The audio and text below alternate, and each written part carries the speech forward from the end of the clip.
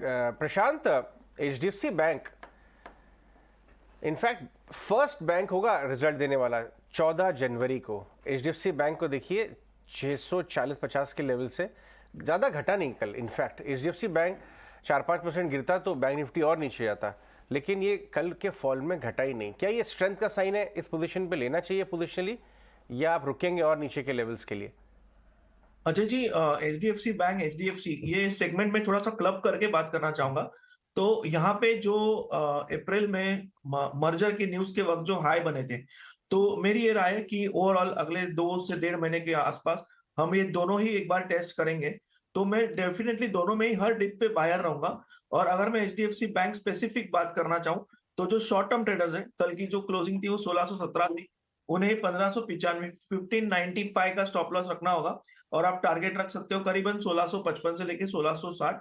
जो positional traders हैं वो बिल्कुल 1575 1575 क्लोजिंग बेसिस लगा के बने रहे। और जैसा कि मैंने कहा कि जो मर्जर न्यूज के हाई बने हुए थे 1700 के ऊपर, वहां तक की रेंज में एक्सपेक्ट कर रहा हूं अगले 1.5 से 2 महीनों में। और मुझे लग रहा है कि ये बैंक निफ्टी को डेफिनेटली नेक्स्ट लेवल पे लेके जा सकता है। राइट। मयूरेश तो है हमारे साथ। मयूरेश, एक कल मौका मिला मैक्स फाइनेंशियल में 75 लाख शेयर का एक ब्लॉक आया, पूरा एब्जॉर्ब हो गया, करीब 688 का लो बना स्टॉक में, अभी भी 690 पे मिल रहा है। लास्ट टाइम जब ये ब्लॉक हुआ था तो 660 वाला 720 एक हफ्ते में हुआ था। क्या ये मौका दे रहा है वापस 690 पे एंट्री लेनी चाहिए? मयूरेश, आप वैल्यूएशन कैसे देखते हैं?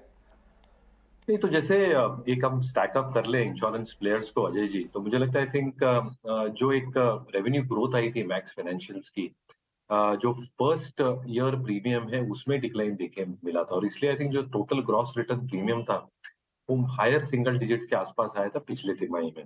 दूसरा जो वीएनबी मार्जिन है वो मैनेजमेंट मान के चल रही है कि 28 से 29% के आसपास रखने की ये कोशिश करेंगे।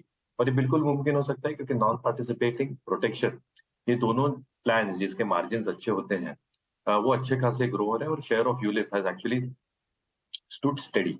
तीसरा आई थिंक जो डिस्ट्रीब्यूशन नेटवर्क होता है बहुत अहम होता है, और इसलिए आई थिंक जो डिस्ट्रीब्यूशन नेटवर्क और चैनल पार्टनर्स की हम ये बात कर रहे हैं, यहाँ पे अच्छी खासी हम ग्रोथ एक्सपेक्ट कर सकते हैं, जिसकी वजह से जो operating return on embedded value है at this point of time should be around 15.5-16%. However, I think on the only lens, EPS और RS rating थोड़े weak लग रहे हैं. Within the stack up, if I have to stack up Max, SBI, HDFC and ICICI Pru, at least from a structural perspective, earnings perspective, OPEX to overall cost perspective, SBI Life का सबसे कम है at 6-7%, including commissions. VNB margins काफी अच्छे हैं. Distribution network is one of the best in the industry at this point of time. और जो plans है in terms of the product mix is getting highly skewed towards high value net margin businesses as well. तो ये लगता है I think थोड़ी RS strength यहाँ पे भी कम है, पर अगर 5 से 6% और यहाँ से आ जाते हैं अराउंड एक प्राइस मूव स्टैकअप के हिसाब से, and both from an embedded value and a return on embedded value perspective, SBI Life शायद टॉप ऑफ द स्टैक रहेगा।